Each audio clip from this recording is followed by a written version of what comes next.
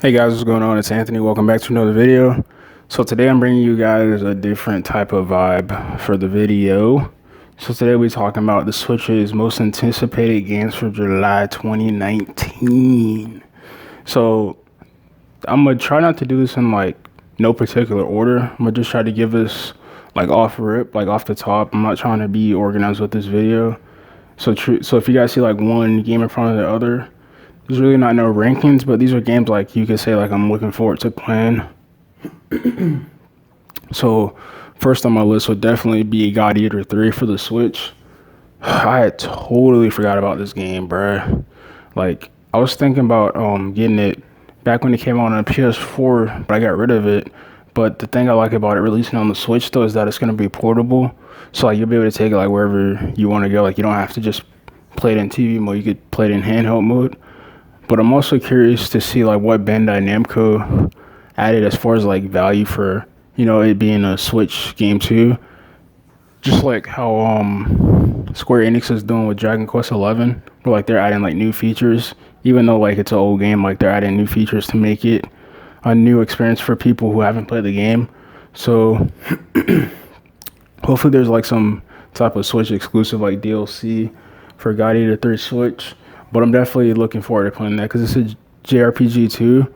So, you know, like typical hack and slash where you're grinding to get the best gear so you could beat up some monsters. And, you know, you could give them some L's, bro. But as far as God Eater 3, I'm definitely looking forward to seeing that game. So on to the next one. I'm not really buying into the hype train for this game, but I'm going to give you guys, you know, a heads up about this, which is Marvel Ultimate Alliance 3, the Black Order for the Switch, which is an exclusive, which is a really big move for Nintendo.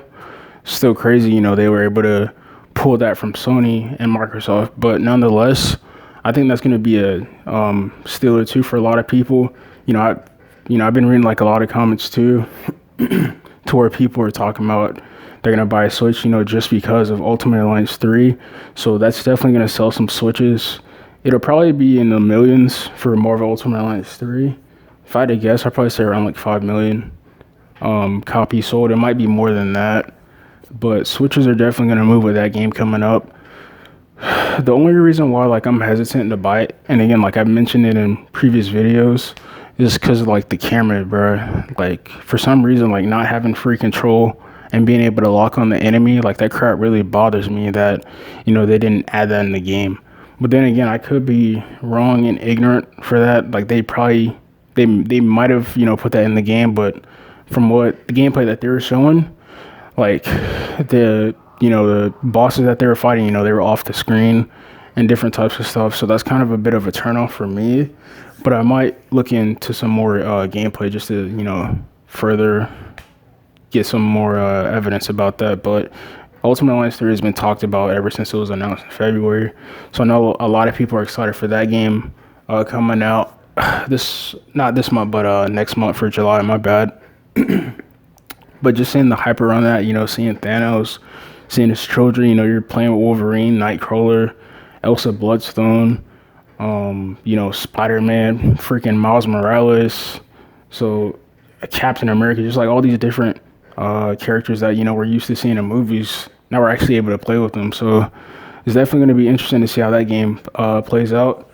But again, like I'm definitely going to be waiting on it, but I know it's like one of the most talked about games. So I definitely got to add that in like my most anticipated games for July for the Switch. It's definitely going to be intriguing to see how that game turns out and how it's going to move some Switch units for Nintendo and what type of stuff they have as like far as DLC for that. So be on the lookout for that, guys. And the last but not least game that I'm definitely, you know, hyped about, guys, I'll probably say it's Fire Emblem Three Houses. That might be a day one cop for me. Like just from seeing like the gameplay of it and like trying to get a better understanding of the story, like that game's look really, really dope. Like from the trailers, from like E3 and like the gameplay they were showing off at like Nintendo Treehouse Live. Like just seeing how you could actually see some baddies, you know, you get what I'm saying? Like you be in a relationship with one of them. Petra, I might have to cop, bruh. But nah, aside from that, like it seems like it's gonna be a good game and have like a good story You get to choose your faction, of which one you want to be a part of and which um, team you want to be like for the coming war. So again, man, it's gonna be crazy that game. I think that game is gonna do a lot better than freaking Ultimate Alliance 3 because again, it's on the Switch now, and the previous games were on 3DS, so it was kind of like limited on what like Nintendo can do. But now they have like full throttle to like the Switch, so they don't have to be worried about hardware specs or anything like that. But Three Houses look like it's gonna be a really big game too. Like just seeing how like open the world was when they were playing with on the Treehouse demo that they had. It looked really good, man. Like I'm really um excited to see like what's gonna happen with that game too, because it's like I believe they're showing off like the beginning of it, but they were showing like some of the main characters, like Petra. Elder is actually one of the main people that's part of one of the factions, like one of the leaders that's gonna be you know, like really important to the story. So that's going to be interesting to see how like that pans out. I'm not too sure if they talked about the other two main factions, but I know they definitely talked about Odegaard. But yeah, guys, these are my three top anticipated games for July 2019. Let me know if you guys have any anticipated games that you're looking forward to buying for the Switch. And as always, make sure you like, dislike, or comment if this video was lame. And I'll see you guys on the next one. Peace.